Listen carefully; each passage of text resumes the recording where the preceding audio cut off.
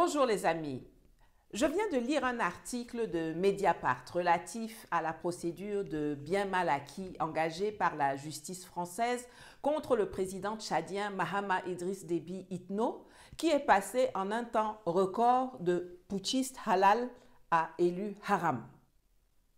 L'État français a bénéficié goulûment des retombées de ces biens prétendument mal acquis pendant près d'un quart de siècle, en encaissant des impôts et des taxes colossaux dessus, sans que cela ne vous gêne.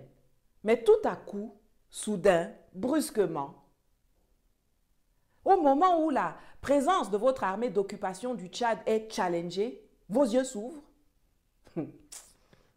Pour finir, on a vu comment, avec la Guinée équatoriale, sous le prétexte d'en faire le procès, l'État voyou français a braqué à son profit les biens mal acquis d'États tiers.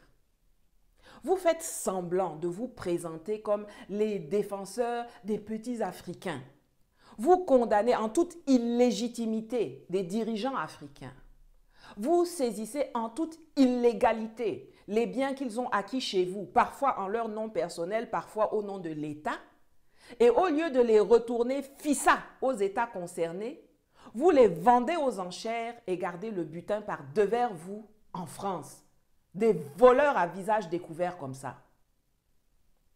En réalité, la France n'a besoin de personne pour se faire détester en Afrique.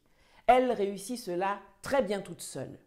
Le champion du monde, toutes catégories confondues, des biens mal acquis, en ce qui concerne l'Afrique dite francophone, c'est l'État français. Je répète, le champion du monde, toutes catégories confondues, des biens mal acquis, en ce qui concerne l'Afrique dite francophone, c'est l'État français.